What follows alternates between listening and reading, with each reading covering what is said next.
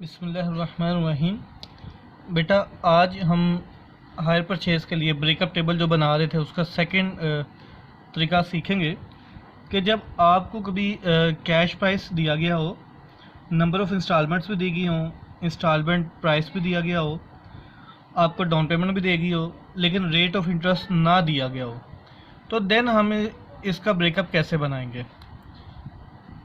तो इसके लिए सपोज करते हैं बेटा कि हमारे पास जो है कैश प्राइस जो हमें दिया गया है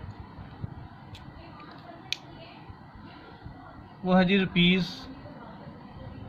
₹56,000। आपको 56,000 रुपीज़ कैश में दिया गया है और रेट ऑफ इंटरेस्ट जो है वो नहीं पता, वो हमें नहीं दिया गया। इसके बाद बेटा हम ये देखते हैं इंस्टॉलमेंट प्राइस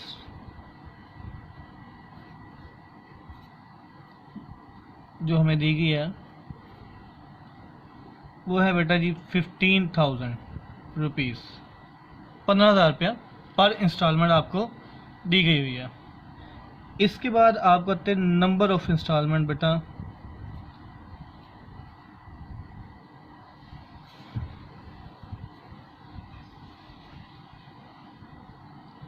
ये जी आपके पास 3 है जो आपको दे दी गई है और डाउन पेमेंट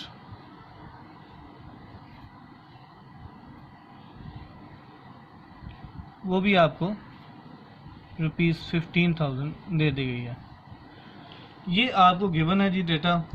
अगर ऐसे डेटा दे दिया जाए तो देन हम इसकी कैलकुलेशन कैसे करेंगे, ब्रेकअप कैसे बनाएंगे, इंटरेस्ट की कैलकुलेशन किस तरीके से होगी। तो बेटा इसका एक तरीकाकार जो है हम अपना हायर परचेज प्राइस मालूम करेंगे कि जितने पे हमें पता है बेटा हायर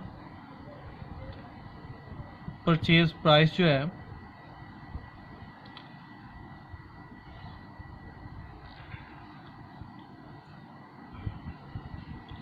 वो होता है जी हमारे पास कैश प्राइस प्लस इंटरेस्ट। इस फॉर्मूले को यूज़ करते हुए हम अपना इंटरेस्ट कैलकुलेट कर सकते हैं। कैश प्राइस जब प्लस है तो इधर आगे क्या हो जाएगा जी, माइनस हो जाएगा। तो हम लिख लेंगे hire purchase price minus cash price equal to interest. बेटा हायर परचेज प्राइस के लिए क्या तरीकाकार होगा जी, आपके बेटा आती है इसमें हायर परचेज प्राइस आता है जी down payments plus number of instalment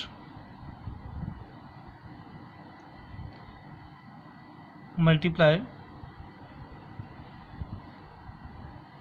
instalment price.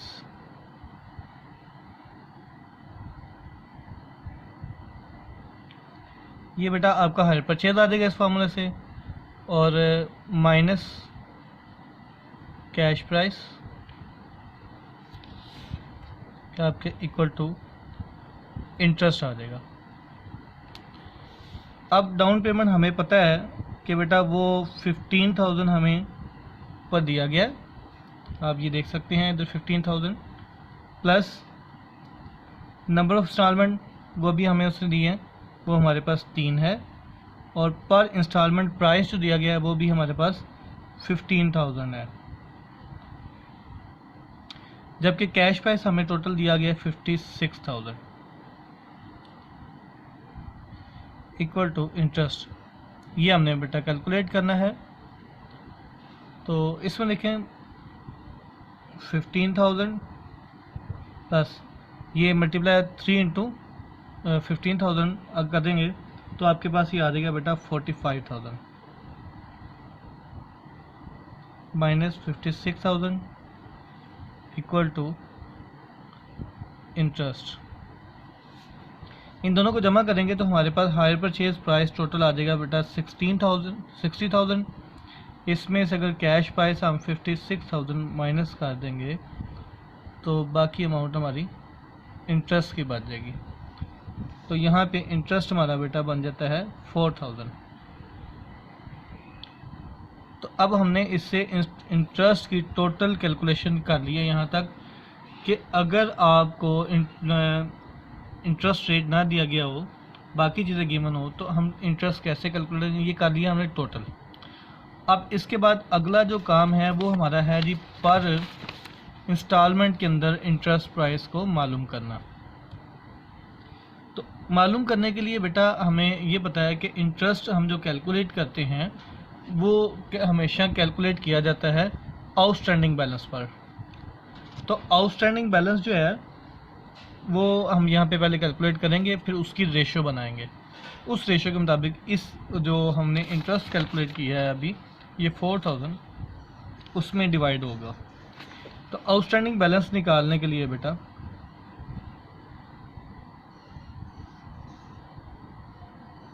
हम क्या करेंगे कि फर्स्ट ईयर के एंड पर हमारे पास आउटस्टैंडिंग बैलेंस क्या है। फर्स्ट ईयर के अंदर देखें तो बेटा हमारे पास 60,000 टोटल कैश प्राइस है, जिसमें से डाउन पेमेंट जो थी हमारी 15,000 माइनस हो चुकी थी। तो पहले साल के एंड पे जो पेएबल था हमारे लिए आउटस्टैंडिंग, फर्स्ट ईयर के एंड पर जो टोटल पेएबल था वो 45,000 था। अब इसके बाद सेकेंड ईयर का आउटस्टैंडिंग बैलेंस मालूम करेंगे।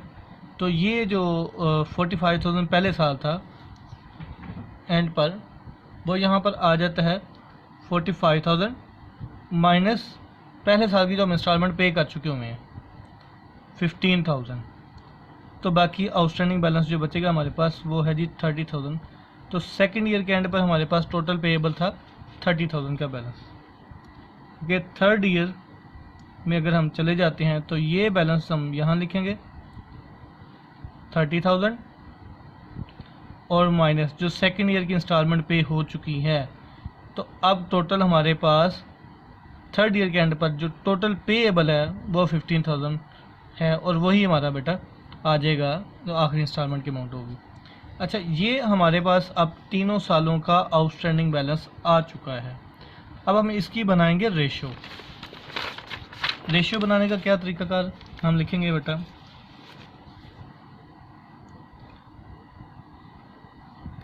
आउटस्टैंडिंग बैलेंस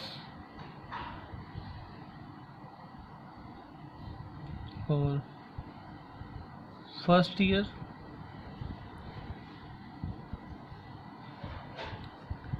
सेकेंड ईयर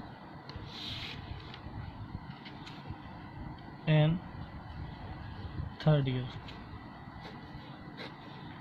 तो अगर देखिए तो बेटा हमारे पास पहले साल के एंड पर जो टोटल आउटस्टैंडिंग बैलेंस था वो था 45,000।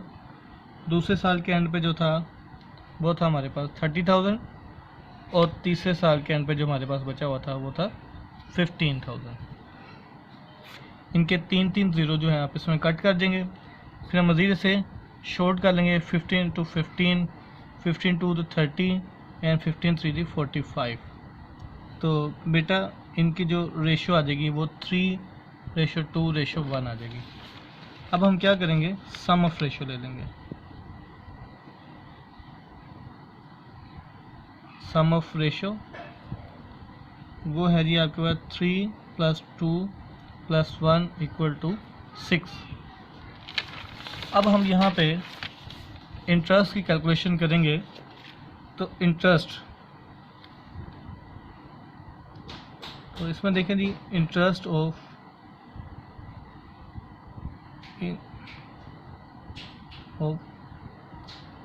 फर्स्ट इंस्टॉलमेंट, जो पहले साल की जो इंस्टॉलमेंट है उसके अंदर इंटरेस्ट कितना है। ऑब्वियसली जब स्टार्ट होगा तो आउटस्टैंडिंग बैलेंस ज़्यादा होता है तो इसका इंटरेस्ट भी ज़्यादा होगा। तो हम देखें कि इसकी टोटल रेशियो के अंदर पहले साल का शेयर कितना है 3। तो हम उसे करेंगे 3 डिवाइडेड बाई टोटल जो है रेशियो वो 6 था, मल्टीप्लाई बाय जो हमारा इंटरेस्ट है वो बेटा टोटल इंटरेस्ट हमारे पास 4000 था। तो हमारा जो बैलेंस बचेगा, जो आंसर आएगा वो होगा जी 2000 रुपीज़। तो पहली इंस्टॉलमेंट का इंटरेस्ट हमने कैलकुलेट कर लिया। अब इसी तरह इंटरेस्ट ऑफ सेकेंड ईयर,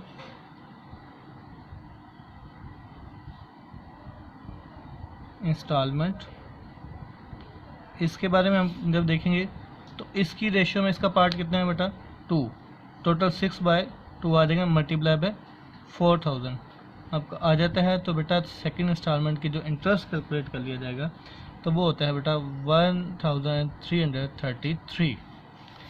और एंड पे बेटा हम देख लेंगे उसका interest of third year instalment, जो आखिरी इंस्टॉलमेंट जो तीसरे साल के एंड पे हम पे करेंगे उसका रेशियो में पार्ट जी 1 है, टोटल है 6 मल्टीप्लाई बाय 4000। तो ये बेटा आपके पास आ जाता है टोटल 667। तो ये बेटा हमने आज जो टोटल हर इंस्टॉलमेंट का अलग-अलग इंटरेस्ट कैलकुलेट कर लिया है। तो ये था वो मेथड कि जब आपको कभी भी इंटरेस्ट रेट ना दिया जाए तो फिर हम इंटरेस्ट की कैलकुलेशन किस तरीके से करेंगे। ठीक है जी, उम्मीद है आपको सबको मेरा ये टॉपिक जो है वो समझ आ गया होगा। फिर भी बेटा अगर कोई पूछना है तो मुझसे आप पूछ सकते हैं। Thanks for watching this video by Rizwan Asim.